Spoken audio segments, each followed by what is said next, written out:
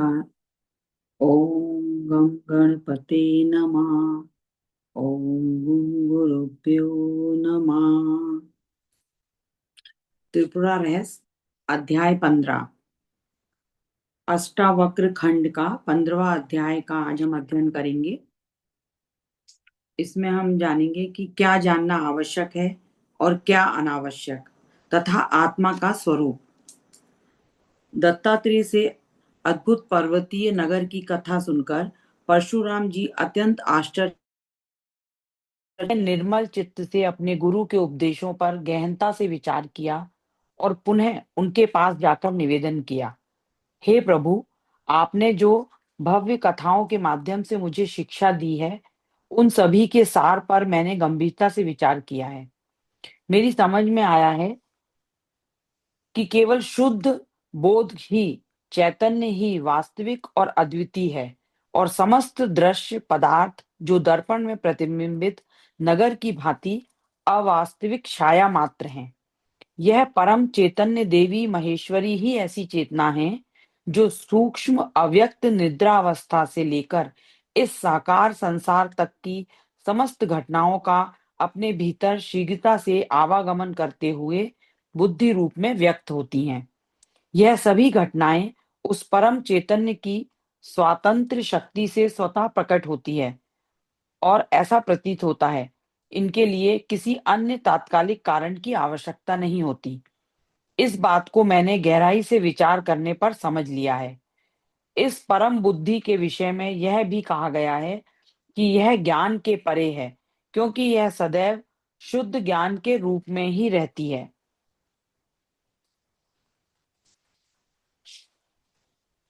मेरी समझ में यह नहीं आता कि जो वस्तु स्वयं ज्ञान से भी परे हो, उसे कैसे जाना अथवा अनुभव किया जा सकता है, और यदि इसका अनुभव नहीं होता है तो फिर लक्ष्य की सिद्धि कैसे होगी। मोक्ष ही जीवन का परम लक्ष्य है। उसका वास्तविक स्वरूप क्या है? यदि व्यक्ति जीवित रहते हुए ही मुक्त हो सकता है, तो उस मुक्त जीवन का व्यवहार कैसे चलता है? यदि ऐसा संभव भी हो, कुछ ऐसे ज्ञानी महात्मा भी होते हैं जो जीवन में सक्रिय रहते हैं। उनकी शुद्ध चेतना और इस क्रियाशील जगत के बीच क्या संबंध है? वे परम निरंतर चेतना में स्थित रहते हुए भी सांसारिक कर्मों में कैसे संलग्न रहते हैं?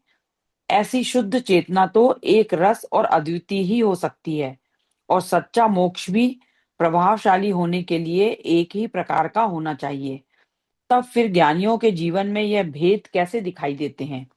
इनमें से कुछ निरंतर सक्रिय रहते हैं, कुछ शास्त्र पढ़ते हैं, कुछ पढ़ाते हैं, कुछ देवताओं की पूजा करते हैं, कुछ समाधि में तल्लीन रहते हैं, कुछ तपस्वी होकर शरीर को छीन कर लेते हैं, कुछ अपने शिष्यों को स्पष्ट उपदेश देते हैं, कुछ राज्य का न्याय पूर्वक शासन करते हैं, कुछ दूसरे मतों के विद्वानों के साथ खुलकर शास्त्रार्थ करते हैं, कुछ अपने उपदेशों और अनुभवों को ग्रंथ रूप में लिख देते हैं, कुछ अज्ञान का दिखावा भी करते हैं, कुछ तो ऐसे भी होते हैं जो निंदनीय और घृणास्पद कर्म तक करते हैं, किंतु संसार में ये सभी ज्ञानी पुरुष के रूप में विख्यात होते हैं। जब सभी के लिए मोक्ष की अवस्था एक समान ही है, तो उनके आचरण में ऐसा भेद कैसे संभव है? क्या ज्ञान अथवा मोक्ष के भी विभिन्न स्तर होते हैं? कृपया इन सभी प्रश्नों पर मुझे समुचित प्रकाश प्रदान करें, क्योंकि मैं सत्य को जानने के लिए अत्यंत उत्सुक हूँ और आपको ही अपना एकमात्र गुरु स्वीकार करता हूँ। इस प्रकार के प्रश्न सुनकर दत्तात्रेय जी अत्यंत प्रसन्न हुए और अपने सुयोग्य शिष्य को उत्तर देते हुए बोले, हे योग्य राम, अब तुमने सही प्रकार से विचार करना प्रारंभ किया है, इसलिए निश्चय ही तुम उस परम लक्ष्य तक पहुंचने के अधिकारी हो। यह ईश्वर की कृपा है जो तुम्हें इस उचित चिंतन की दिशा में ले आई है।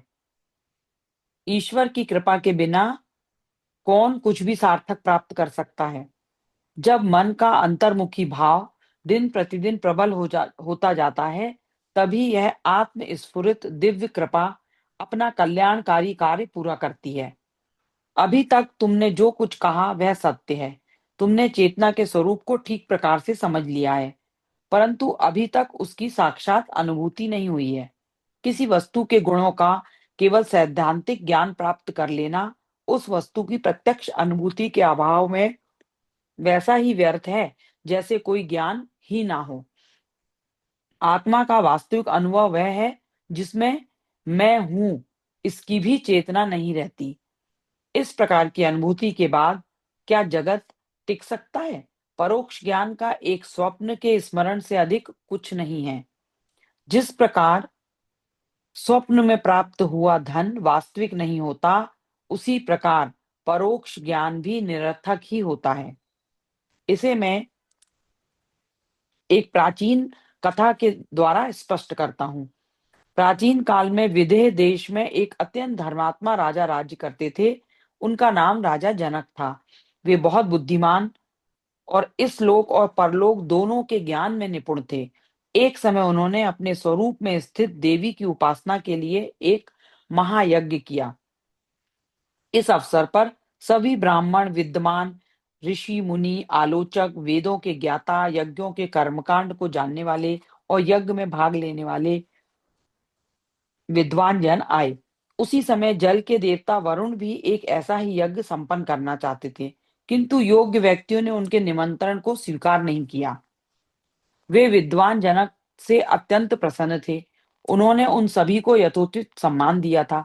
तब वरुण के पुत्र, जो महान तर्कशास्त्री थे, उन लोगों के पास गए। उन्होंने ब्राह्मण का वेश धारण किया, ताकि ब्राह्मण अतिथियों को छल से अपनी ओर ले जा सकें। राज्यसभा में प्रवेश कर उन्होंने राजा को यथोचित आशीर्वाद दिया और समस्त सभा के सामने इस प्रकार बोले, हे राजन, आपकी सभा वैसी उत्तम नहीं है जैसी होना चाहिए। यह सभा सुंदर कमल पुष्पों से भरी झील के समान है, जिसको कौवे, बगुले और कौओं ने दूषित कर रखा है। इस अयोग्य जन समूह के बिना यह सभा कहीं अधिक श्रेष्ठ होती। जहां ऐसा एक भी व्यक्ति मुझे दिखाई नहीं देता कि इस सभा की शोभा बढ़ाने में सक्षम हो, जिस प्रकार कमल पुष्पों से शोभित झील की शोभा बढ़ाने वाला हंस होता है। ईश्वर आपका कल्याण करे। मैं इस मूर्खों की भीड़ से कोई संबंध नहीं रखना चाहता। वरुण के पुत्र द्वारा इस प्रकार अपमानित होकर सारी सभा एक साथ क्रोध से भरकर खड़ी हो गई। ओ दंभी ब्राह्मण, यहाँ उपस्थित सभी लोगों का अपमान करने का तुम्हारा साहस कैसे हुआ? ऐसा कौन सा ज्ञान तुम्हारे पास है जो हम में नहीं है? तुम एक दुष्ट व्यक्ति हो, मात्र एक अहंकारी ढोंगी हो। जब तक तुम अपनी योग्यता सिद्ध नहीं करते, तब तक तुम्हें यहाँ से जाने नहीं दिया जाएगा। यहाँ विश्व भर से एकत्रित महान पंडित गण बैठे हुए हैं। क्या तुम सोचते हो कि तुम अपना ज्ञान यहाँ पर परोस के इन सभी को परास्त कर दोगे? हमें बताओ कि ऐसा कौन सा विषय है जिससे तुम हमसे अधिक योग्य होने का दावा करते हो? इस प्रकार चुनौती मिलने पर वरुण के पुत्र ने उत्तर दिया, मैं एक क्षण में ही तुम सबको शास्त्रार्थ में पराजित कर दूंगा, पर मेरी एक शर्त है। यदि मैं पराजित हो जाऊं तो तुम लोग मुझे समुद्र में डाल देना। यदि तुम पराजित हो जाओ तो मैं तुम सबको एक एक करके समुद्र में डाल दूंगा। यदि तुम इस शर्त को स्वीकार करते हो तो आओ शास्त्रार्थ कर लो। सभी ने इस शर्त को मान लिया। तत्काल शास्त्रार्थ प्रारंभ हो गया। थोड़ी ही देर में पंडित गण अपने प्रतिद्वंदी के मायावी तर्कों के सामने पराजित हो गए और उन्हें सैकड़ों की संख्या में समुद्र में डाल दिया गया। तब वरुण ने अपने अनुयायी से उन सभी डूबे हुए पंडितों को निकालकर अपने यज्ञ स्थल पर पहुंचाने का कहा, जहां उनका बहुत सम्मान पूर्वक स्वागत किया गया और वे अत्यंत प्रसन्न हुए। उनमें से एक का नाम कहोल था, जो उन डूबने वालों में से था। जब उनके पुत्र अष्टावक्र को अपने पिता की दशा का पता चला, तो वह शीघ्र ही जनक की सभा में आए और उस कुटिल तर्क विजेता को चुनौती दी। तब वरुण का पुत्र उस युवक के सम्मुख पराजित हुआ और तुरंत ही समुद्र में डाल दिया गया। तब वरुण ने सभा में अपने असली रूप में अपने आप को प्रकट किया और पूर्व में समुद्र में डूबे हुए समस्त पंडितों को पुनः वापस लौटा दिया। कहोल के पुत्र अष्टावक्र अब गर्व से भर गए और सभा में असभ्यता से व्यवहार करने लगे। वहां उपस्थित पंडितगण उस युवक के समक्ष स्वयं को अपमानित महसूस करने लगे। उसी समय वहां एक तपस्विनी का आगमन हुआ। अपमानित सभा ने उससे सहायता की याचना की। उस सुंदर तपस्वी ने, जिसकी जटाएं थी और जो तपस्वियों के वस्त्र धारण किए हुए थी, राजा द्वारा अत्यंत सम्मानपूर्वक सत्कृत होकर मधुर किंतु दृढ़ स्वर में कहा, हे पुत्र, कहोल के पुत्र, तुम वास्तव में अत्यंत विद्वान हो, क्योंकि तुमने ही इन ब्राह्मणों को यानी वरुणी को शास्त्रार्थ में परास्त करके मुक्ति दिलाई है। अब मैं तुमसे एक छोटा सा प्रश्न पूछती हूँ, उसका उत्तर कृपया स्पष्ट और निसंकोच होकर देना। वह कौन सी अवस्था है जिसे प्राप्त करने पर सर्वत्र अमरत्व की प्राप्ति होती है, जिसे जान लेने पर सारे संदेह और अनिश्चितताएं समाप्त हो जाती हैं, जिसमें स्थापित हो जाने पर सारी इच्छाएं स्वतः ही समाप्त हो जाती हैं। यदि तुमने इस अनंत अवस्था का साक्षात्कार किया है, तो कृपया मुझे सीधे शब्दों में बताओ। तपस्विनी द्वारा इस तरह प्रश्न किए जाने पर कहोल के पुत्र ने आत्मविश्वास के साथ उत्तर दिया, हाँ सुनो, मैं जानता हूँ। इस संसार में ऐसा कुछ भी नहीं है जो मेरे लिए अज्ञात हो। मैंने समस्त पवित्र शास्त्रों का गंभीरता से अध्ययन किया है, अतः मेरा उत्तर ध्यान से सुनो। जिस विषय में तुमने प्रश्न किया है, वह इस संसार का आदि और एकमात्र कारण है, जिसका कोई आरंभ, मध्य और अंत नहीं है। वह काल और स्थान से पूर्णतः अप्रभावित है। वह शुद्ध, अखंड, अद्वितीय चैतन्य मात्र है। सारा संसार उसी में प्रतिबिंबित है, जैसे एक नगर दर्पण में दिखाई देता है। वही यह परम अवस्था है। इसे प्राप्त कर लेने पर मनुष्य अमर हो जाता है। तब ना संदेहों और अनिश्चितताओं के लिए कोई स्थान रह जाता है, क्योंकि असंख्य प्रतिबिंबों को देखने के बाद भी अज्ञानता के लिए कोई कारण शेष नहीं रहता। वहां इच्छाओं के लिए भी कोई स्थान नहीं रहता, क्योंकि तब पूर्णत्व का साक्षात्कार हो चुका होता है। यह अवस्था वास्तव में अगोचर है, क्योंकि इसके अतिरिक्त इसे जानने वाला और कोई दूसरा नहीं। हे तपस्विनी, मैंने अब तुम्हें शास्त्रों में निहित यह सत्य बता दिया है। अष्टावक्र के उत्तर पर उस तपस्विनी ने पुनः कहा, हे युवा ऋषि, जो तुमने कहा वह ठीक है, सभी के द्वारा मान्य है, किंतु मैं तुम्हारा ध्यान तुम्हारे उत्तर के उस अंश पर दिलाना चाहती हूँ जिसमें तुमने स्वीकार किया कि उसे जानने वाला चेतना के अतिरिक्त कोई नहीं, इसलिए वह अगोचर है। किंतु साथ ही तुम कहते हो कि उसे जान लेने से अमरत्व व पूर्णत्व की प्राप्ति होती है। तो दो कथनों में सामंजस्य कैसे हो सकता है? या तो यह स्वीकार करो कि चेतना अगोचर है, तुम इसे नहीं जानते, जिससे तुम्हें इसे असत्य स्वीकार करना होगा, या फिर यह कहो कि वह अस्तित्वमान है और तुम इसे जानते हो। इस स्थिति में वह अगोचर नहीं हो सकती। स्पष्ट है, तुमने केवल शास्त्रों से प्राप्त परोक्ष ज्ञान के आधार पर यह बात कही है। निश्चित रूप से तुमने इसे प्रत्यक्ष रूप से अनुभव नहीं किया, इसलिए तुम्हारा ज्ञान व्यक्तिगत नहीं है। अब स्वयं विचार करो। तुम्हारे कथन का आशय यह निकलता है कि तुम प्रतिबिंबों के प्रत्यक्ष का ज्ञान रखते हो, किंतु दर्पण का नहीं। ऐसा कैसे हो सकता है? अब मुझे बताओ। राजा जनक और उनके सभा के समक्ष इस प्रकार गोलमोल बातें कहते हुए तुम्हें लज्जा नहीं आती? तपस्विनी के इस प्रकार डांटने पर अष्टावक्र अत्यंत लज्जित और संकुचित होकर सिर झुकाए चुप रहे। कुछ देर तक वे गंभीरता से सोचते रहे, परंतु युवा ब्राह्मण अष्टावक्र उस तपस्वी के प्रश्न का कोई संतोषजनक उत्तर नहीं खोज पाए। अंततः विनम्रता के साथ उन्होंने कहा, हे तपस्विनी, सचमुच मैं आपके प्रश्न का उत्तर नहीं खोज पा रहा हूँ। मैं आपके सामने अपने आप को शिष्य के रूप में समर्पित करता हूँ। कृपया मुझे समझाएं कि शास्त्र के इन दोनों कथनों में सामंजस्य कैसे होगा। किंतु मैं यह आपको विश्वास दिलाता हूँ कि मैंने जानबूझकर झूठ नहीं कहा, क्योंकि मैं जानता हूँ कि झूठा व्यक्ति अपने झूठ के कारण अपने समस्त पुण्यों को नष्ट कर देता है और वह निंदनीय माना जाता है। इस प्रकार विनती किए जाने पर तपस्विनी अष्टावक्र की सच्चाई और विनम्रता से प्रसन्न हुई और सभा के समक्ष उससे कहने लगी, हे पुत्र, ऐसे अनेक लोग हैं जो इस परम सत्य के बारे में अज्ञानी होते हुए भ्रम में जीवन व्यतीत कर रहे हैं। सूखे तर्क वितर्क से कभी भी सत्य का अनुभव नहीं होता, क्योंकि सत्य सर्वथा अभेद्य और अपार है। यहाँ उपस्थित सभा में राजा और मेरे अतिरिक्त किसी ने भी इस सत्य का वास्तविक अनुभव नहीं किया है। यह विषय मात्र वाद विवाद से सिद्ध नहीं किया जा सकता। अत्यंत तीव्र बुद्धि द्वारा संचालित उत्तम तर्क भी केवल सत्य के निकट पहुंच सकता है, किंतु सत्य को प्राप्त नहीं कर सकता। यद्यपि तर्क और बुद्धि का सत्य पर कोई प्रभाव नहीं पड़ता, फिर भी गुरु की सेवा और ईश्वर की कृपा से इसका अनुभव किया जा सकता है। हे ऋषि पुत्र, मेरी बात ध्यान से सुनो। क्योंकि बार-बार समझाए जाने पर भी यह समझना कठिन है।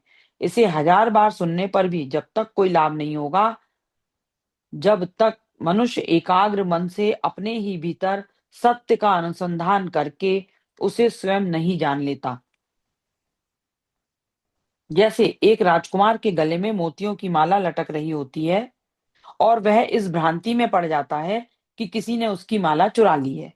तब तक मात्र दूसरों की बात पर उसे भरोसा नहीं होता।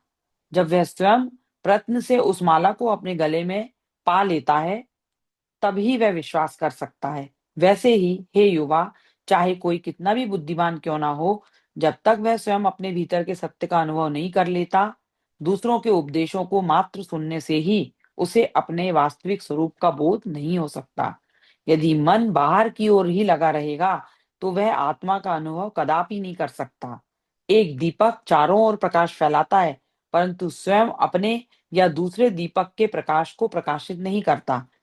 वह स्वयं ही प्रकाशमान है और किसी अन्य प्रकाश की आवश्यकता नहीं रखता। जिस प्रकार सूर्य के प्रकाश में वस्तुएं स्वतः प्रकाशित हो उठती हैं, किसी अन्य प्रकार के प्रकाश की आवश्यकता उन्हें नहीं होती। चूंकि दीपक जैसे प्रकाश स्रोतों को प्रकाशित करने के लिए दूसरे प्रकाश की आवश्यकता नहीं है, तो क्या हम कह सकते हैं कि वे अज्ञात या अस्तित्वहीन हैं? ठीक उसी प्रकार प्रकाश तथा वस्तुएं जिनका बोध आत्मा की चेतना से होता है, इनके विषय में जब कोई संदेह नहीं है, तो सर्वव्यापक चेतना और आत्मा के विषय में तुम्हें क्या संदेह हो सकता है? प्रकाश और वस्तुएं दोनों ही जड़ होने के कारण आत्म जागरूक नहीं हो सकती। फिर भी उनके अस्तित्व या प्रकट होने में कोई संदेह नहीं है। इसका अर्थ है कि वे स्वयं प्रकाशित हैं। क्या तुम इसी प्रकार अंतर्मुखी होकर यह जांच नहीं सकते कि सर्वबोध स्वरूप आत्म चेतन है या अचेतन? वह चेतन पूर्णतः निरपेक्ष है, जागृत, स्वप्न और सुषुप्ति इन तीनों अवस्थाओं से परे है और संपूर्ण ब्रह्मांड उसी में प्रकट होता है। उसकी चेतना के बिना कुछ भी अनुभव नहीं किया जा सकता। यदि चेतना ना हो तो क्या तुम्हारे लिए कुछ भी स्पष्ट होगा? यहाँ तक यह कहना कि तुम्हारे लिए कुछ भी स्पष्ट नहीं है, जैसे नींद में होता है, उसके लिए भी चेतना का प्रकाश आवश्यक है। नींद में तुम्हारी अपनी अचेतन अवस्था के विषय में जो तुम्हें ज्ञात होता है, वह क्या चेतना के कारण नहीं होता? यदि तुम उस आत्मा के शाश्वत प्रकाश का अनुमान करते हो, तो गहराई से यह भी जांचो कि वह प्रकाश स्वयं का है और किसी अन्य का नहीं। इस जांच में कोई भी विद्वान या निपुण व्यक्ति असफल हो जाता है, क्योंकि उसका मन अंतर्मुखी ना होकर निरंतर बाहर की ओर भटकता रहता है। जब तक मन में विचार उत्पन्न होते रहते हैं, तब तक अंतर्मुखता सिद्ध नहीं होती। जब तक मन अंतर्मुखी नहीं होता, तब तक आत्मा का साक्षात्कार भी संभव नहीं है। मन की अंतर्मुखता का अर्थ है सभी इच्छाओं का अभाव। यदि इच्छाओं का त्याग नहीं होगा, तो मन भीतर कैसे स्थिर होगा? अतः वैराग्यवान बनो और आत्म स्वरूप में स्थित हो जाओ। यह स्थिति स्वतः स्फूर्त है। यह तभी अनुभव की जाती है जब सारे विचार समाप्त हो जाते हैं और जांच भी रुक जाती है। ऐसी अवस्था में बाहर आने के बाद जब तुम पुनः उसका स्मरण करोगे, तब तुम उसकी पूर्णता को समझोगे और यह भी जानोगे कि वह जानने योग्य और अज्ञेय दोनों एक साथ कैसे है। इस प्रकार उस अज्ञेय को जानकर मनुष्य सदा के लिए अमरता को प्राप्त होता है। मैंने अपने कथन को पूर्ण किया। तुम्हें मेरा प्रणाम है। अब मैं विदा लेती हूँ। चूंकि तुमने पहली बार इस सत्य को सुना है, इसलिए अभी तुम मेरे शब्दों को ठीक से समझ नहीं पाए हो। यह राजा, जो पुरुषों में सबसे बुद्धिमान है, तुम्हें इसका पूर्ण बोध करा सकता है। तुम पुनः उससे प्रश्न करो, वह तुम्हारे समस्त संदेह दूर कर देगा। इतना कहकर उस तपस्विनी का राजा और समस्त सभा ने सम्मान किया और तत्पश्चात वह तत्काल ही वायु में विलीन हो गई और मानव दृष्टि से ओझल हो गई। हे राम, तुम्हें मैंने आत्म साक्षात्कार की विधि विस्तार से बता दी है। इस प्रकार त्रिपुरा रहस्य में अष्टावक्र खंड का 15वां अध्याय समाप्त हुआ। ओम ओम गुरुभ्यो नमः। श्री गुरुचरण अर्पणमस्तु।